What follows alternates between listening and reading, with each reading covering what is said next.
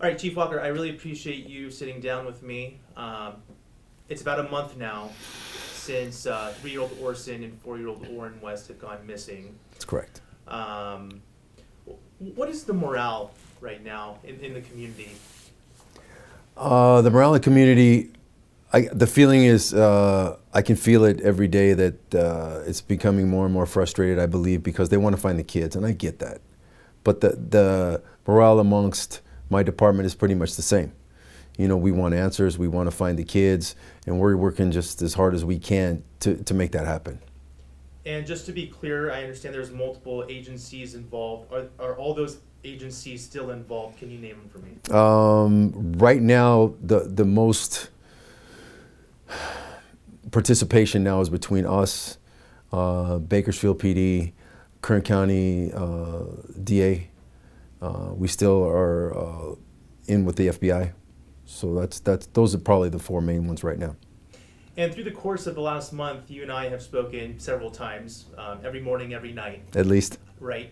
And I always check to see if there's any updates. Right. Now that we are a month out and I have the luxury of having you in front of me, I'd like to know, I want to just basically run through a lot of the questions I've asked before in case Sure. Anything has changed, and also some new questions that I've drawn up here. Sure. So there seems to be a bit of a discrepancy of when the kids were reported missing. So when you guys responded to the parents' home, the adoptive parents' home, Trezell and Jacqueline West, when did they tell you they noticed the kids go missing? The timeline that we received from them is the kids have been gone 15 to 20 minutes prior to them making the call to us.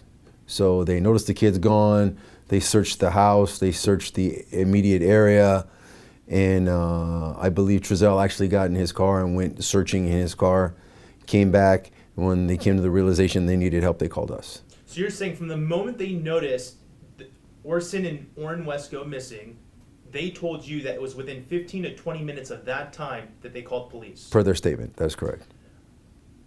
What time exactly did police get a call for service? The call got dispatched at 17:43, which would be 5:43 p.m. in the evening. Okay. On Monday, the 21st of December. So you're saying that's when it was dispatched. When did the call come in? Just a few minutes prior to dispatch? Yeah, it only took minutes once the call came in to dispatch the call out, and we were on scene within 6 minutes. Okay, so that would be police arriving by 5:50ish. At least, yeah. Okay. We spoke in the past about where police start with investigations like this, missing children's. Tell me about the nature of that. Commonly, particularly with children, you always want to search from the inside out. You know, many times parents panic and believe their kids, ran out the door and ran down the street, which could be, but my training experience, you start from the inside out, always. So that's what occurred. My officers started from the inside. They searched the house, they searched the yards, they searched the shed in the back, and then they started to widen their search out into the neighborhood. Got it.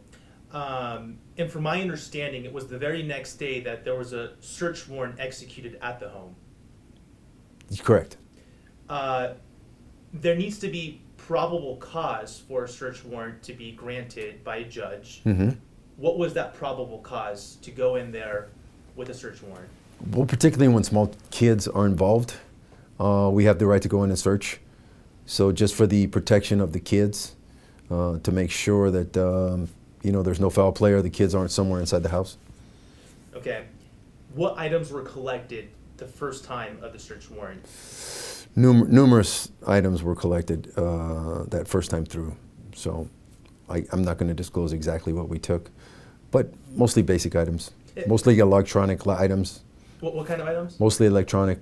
Phones, computers? Yeah. Okay. iPads. Has that since been returned to the parents? Some of it. Okay. Some of it, to the best of my knowledge. I know for sure they've received their phones back. Okay. Was their car at one point towed from their home? Yes. Excuse me. I apologize. No worries. Yes. Okay. Was luminol used on the vehicle? Yes. What does luminol detect?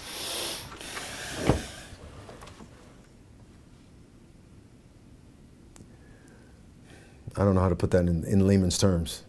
What is it typically used for, luminol? Generally blood, to the best of my knowledge. Was there any sign of that in the van? No. Okay. In the initial search of the home, there were scent dogs used, correct? Correct. What was the purpose of that? To locate the children. You know, if they pick up the scent of the kids in the house, once they get the scent of the kids in the house, then they like us, start to widen their search. But the dogs never picked up any scent outside the house. Can you put that in terms of why that is important to note, that there was no scent of the kids outside of the home?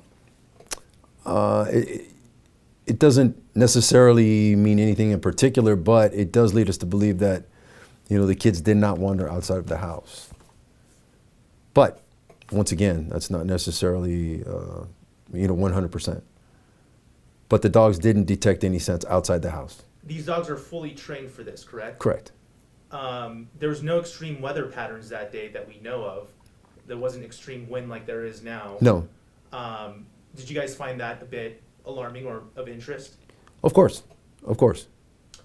Now, scent dogs are trained to do a particular thing. Unless they're dual trained, they're trained to do one specific thing, pick a scent, and find where it's gone. Was there any other dogs used in the home? Yes, we had a cadaver dog come in as well.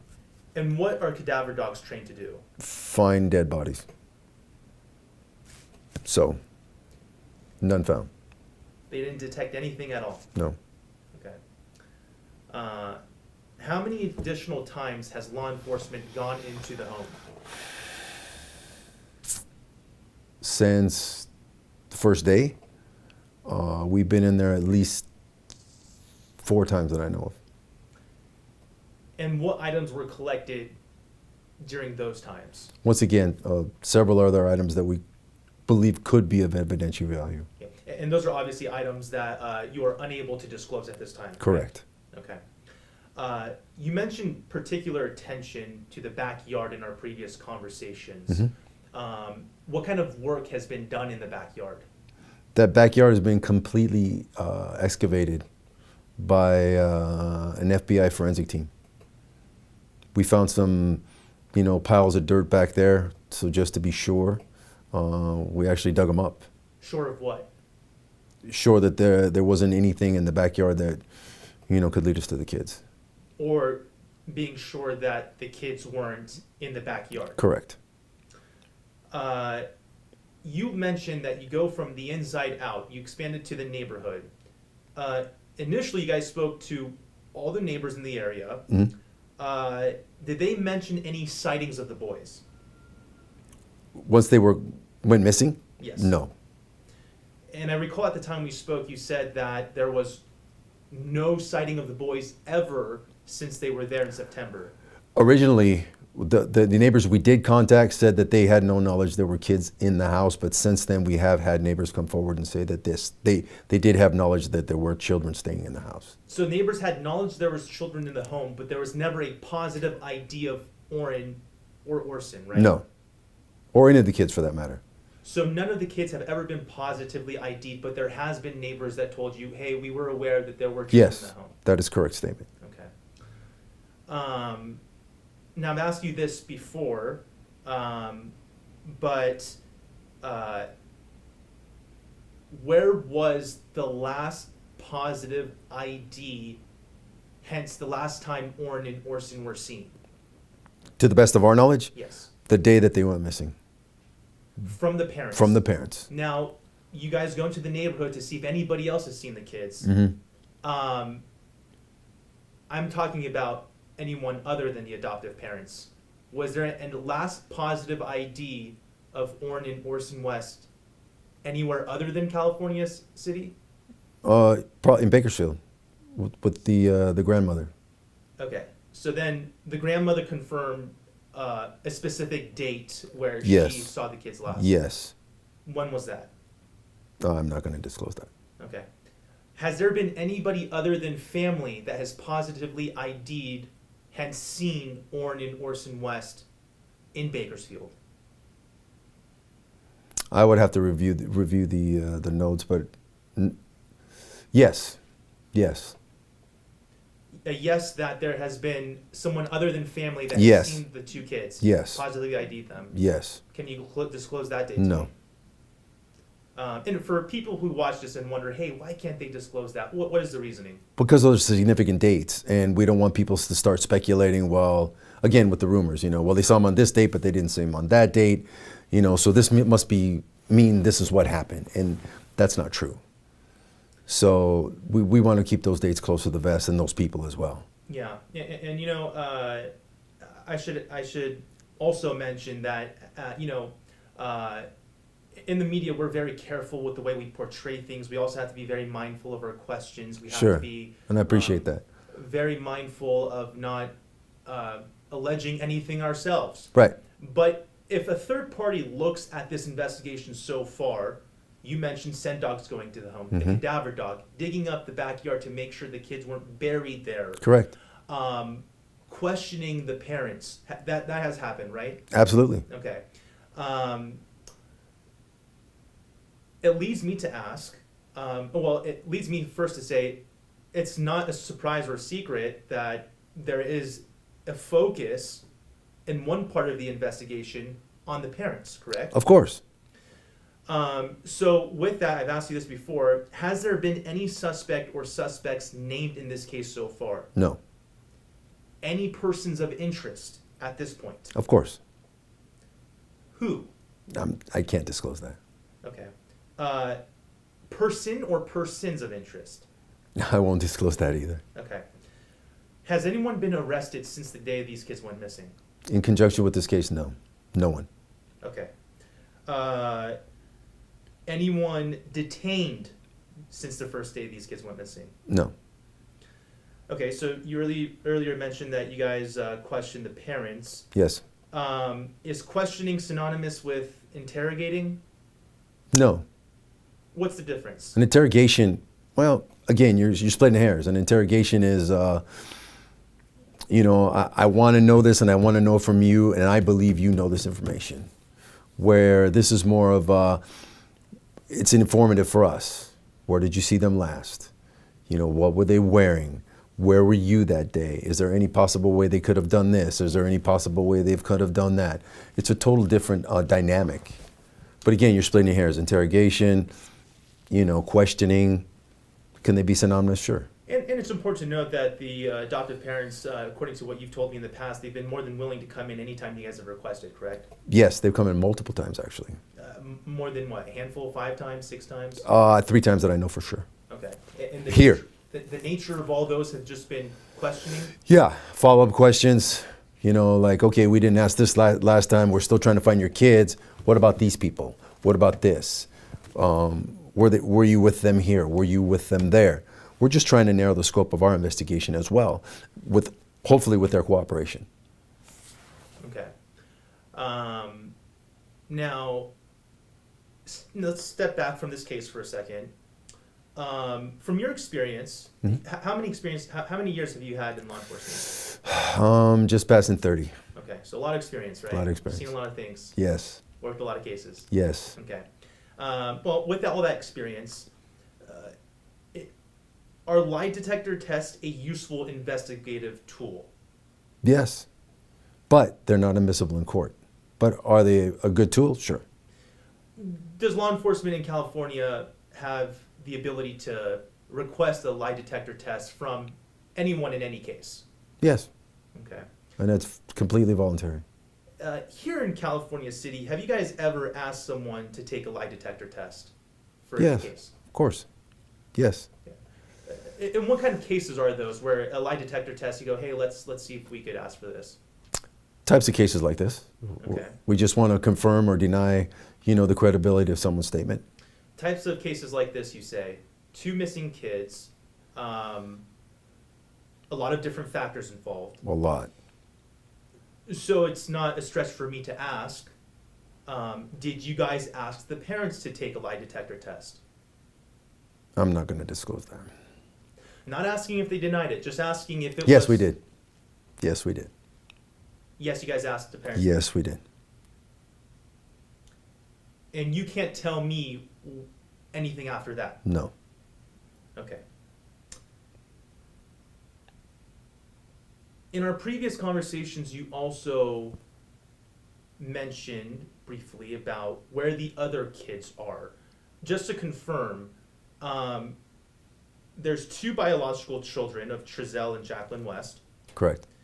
4 adoptive kids in total. 2 of those were Orrin and Orson West.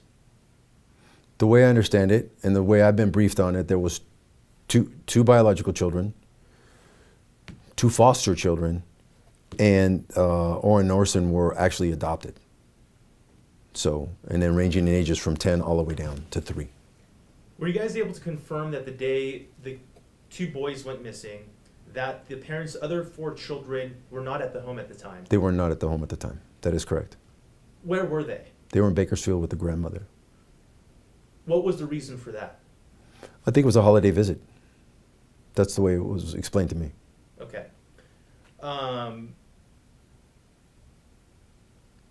Where are the kids now? The other parents' children, where are they now? In foster care. They're not being held by another family member or anything like that? No. No. They're all in foster care? To the best of my knowledge, yes.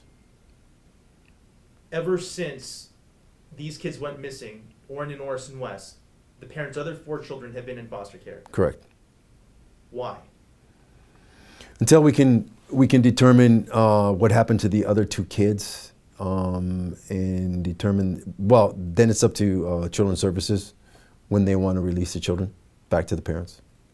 So at this point, it's not really in authorities' hands. You guys share information with CPS. They look at the situation, and at this point, they're acting on their own and deciding what happens with the children. Correct. So we've reached out to CPS, our newsroom has, and we asked, hey, in what instances are kids taken away from, parental figures? And they said when there is implications, proof that there was neglect or abuse. Mm-hmm. In your guys' investigation, was there any proof of that or suspicion of that with the parents' other children? Oh, I'm not going to comment on that. Okay. We've also, in previous conversations, spoken about surveillance footage. Okay. Obviously, Cal City PD's aware that there's surveillance footage out there, correct? There's footage off of security cameras from the neighboring homes. That is correct. Okay.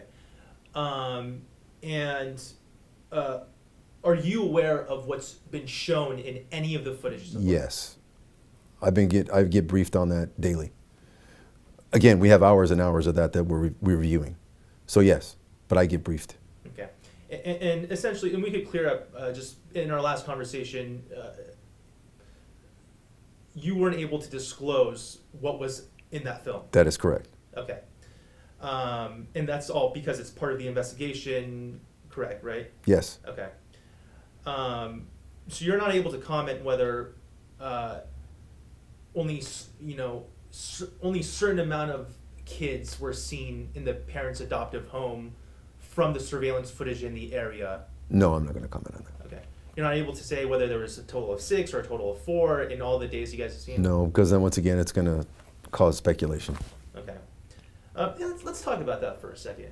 In the media, we always have keyboard warriors. They type in and they're upset about certain things, what we're covering, what we're not covering. Sure. I'm sure during this investigation, you've noticed that on the end of law enforcement too. Yes. Okay. Absolutely.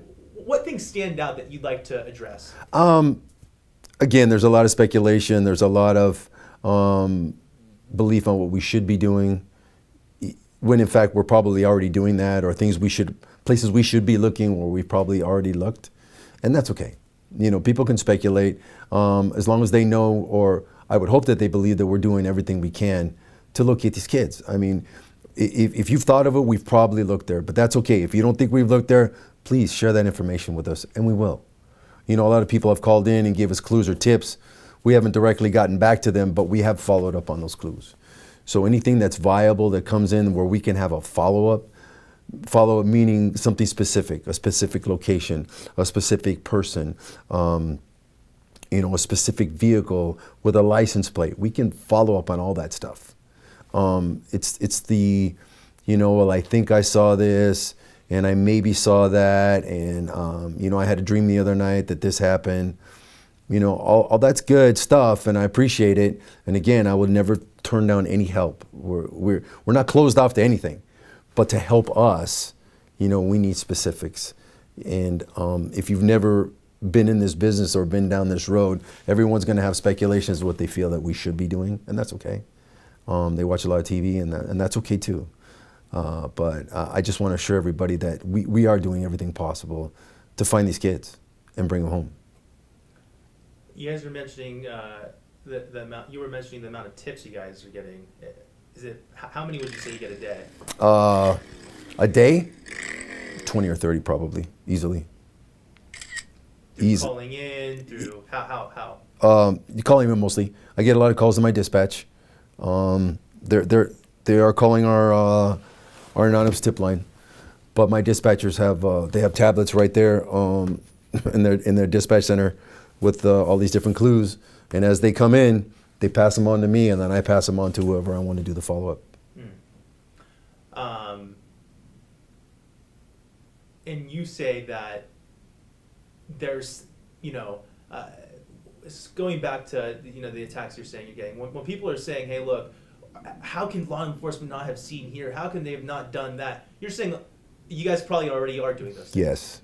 How much does law enforcement know? How much is law enforcement doing that us in the media or people in the public don't know about, just to, you know, make sure that the investigation is, you know, not being messed with, not being keeping the integrity of the investigation?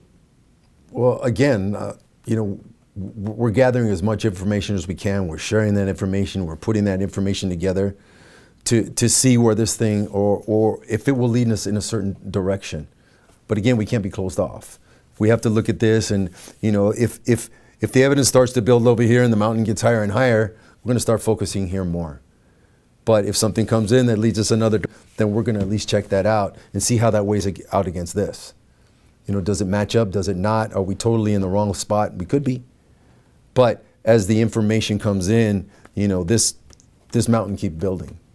So we need to, because we don't want to specifically look at one thing or one person, because first of all, that's not fair, and second of all, that means we're not open to the whole investigation. We have to be completely open. But however, we have to continue to follow the leads and clues where they go. And if they keep going, pointing in that same direction, then we're going to keep following that path. Has that path led you to believe that these kids are dead? No. I have to remain optimistic and hopeful that that's not true, and that it's going to lead us to where they actually are. Well, let me ask you.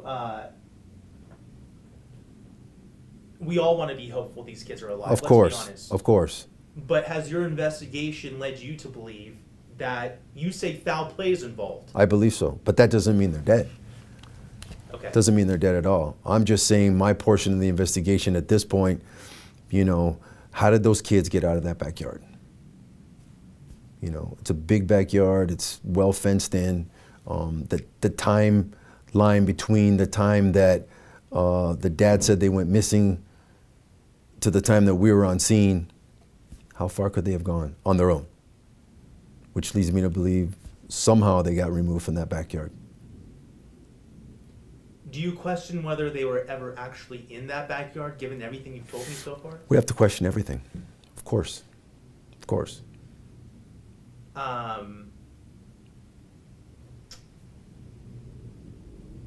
Do you think the kids, any leads saying that they may have been kidnapped?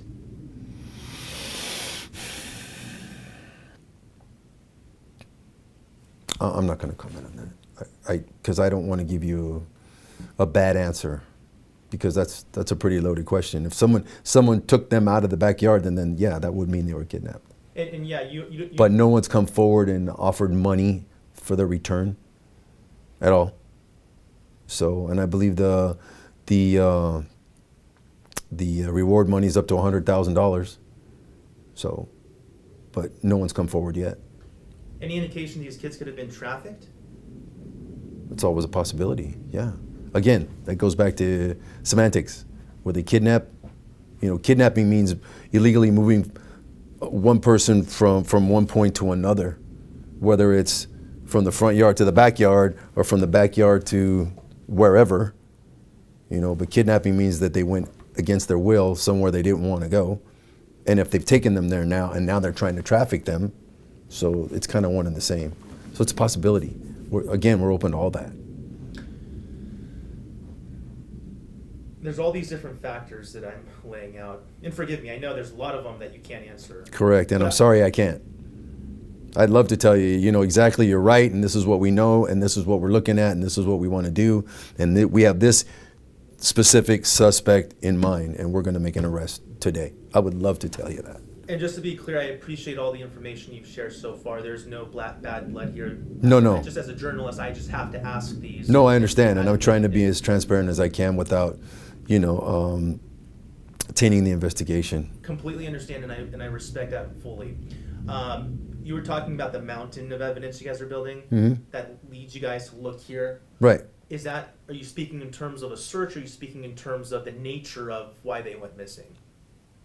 I don't. You were talking about how, you know, you use resources in a certain areas. Right. Look at the mountain of evidence that you guys have somewhere. Right. Speaking of that, still, is there any physical evidence that you guys have found that indicates foul play?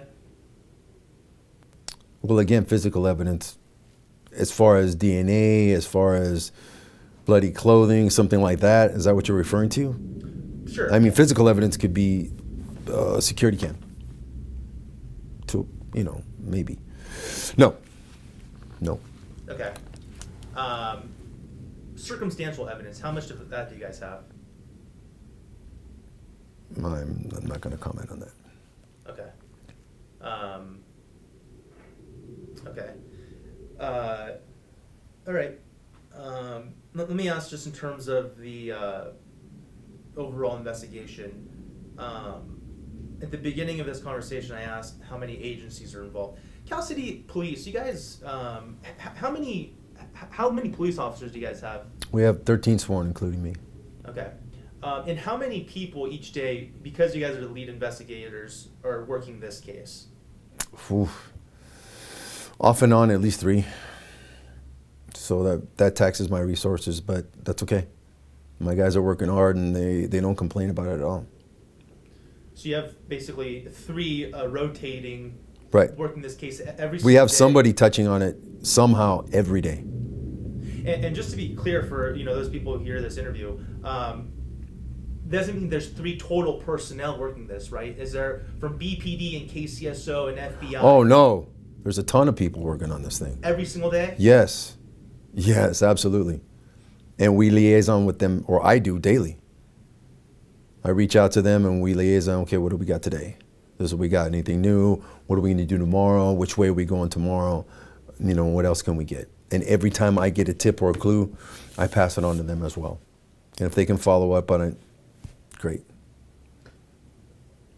And as I'm closing up here, I just want to know, have the adoptive parents, Jacqueline and Trezell, are they,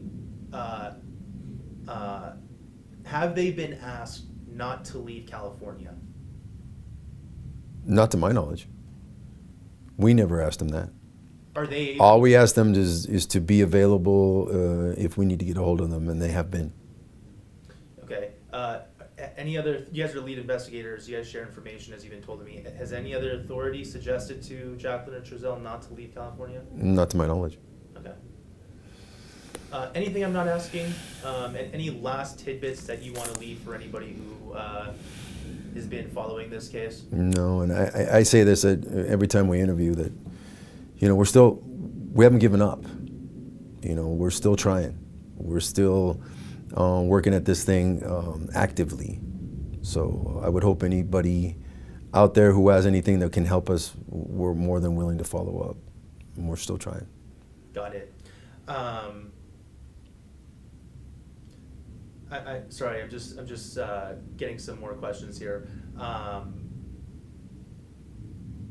Silver Saddle Ranch. Mhm. That was the last search that authorities were involved in, correct? In Cal City, yes. Okay. Where else have authorities searched? I know I asked you this before, but in case Multiple locations. We've searched. Well, we had the community come out. We searched almost a 5 square miles around the desert adjacent to their home. We've done personally searches throughout the neighborhood. We went out to Silver Saddle Ranch last week with about 50 personnel. Silver Saddle, the resort area itself, is probably about 20 square miles with an old hotel and banquet rooms, and we searched every single one of those individually, along with Kern County Sheriff Search and Rescue. They came out and searched the whole property on foot. Barns, there's all kinds of recreation rooms out there, little campsites. Searched the whole thing. Took us 3-4 hours and came up empty. Any indication that this may become a cold case? Not at this point. I think we still have enough to go on for now. But again, we reevaluate that daily and what are we going to do next. So, but you know, missings they never go away until you find those people. So, cold case would mean we put it on a box and put it on a shelf somewhere, and we revisit it every once in a while. But even the cold cases I have now, I have someone working on them every day. I have a full-time crime analyst that works on them daily. So I don't see this going away anytime soon, unless we find them. Right. I'm curious to know why you mentioned at the beginning that the Kern County District Attorney is involved. Mm-hmm. Why That's are they, common. How, in what capacity? Assisting us because they have investigators. The district attorney, Cindy Zimmer, she's great. She's always very helpful and willing to help us out. She had some personnel that she could spare to help us come down and search, so they do so. Got it. Okay, so it's more of sort of an investigatory thing. Kind of a mutual aid thing. Mm-hmm. Got it. Okay. Because they know we don't have the bodies for especially like Silver Saddle. That would have took us days. So, they came down and the more bodies, we were able to search the whole place in 4 hours. Great. All right. Well, Police Chief Walker, I really appreciate your time. Thank you so much. Thanks for coming.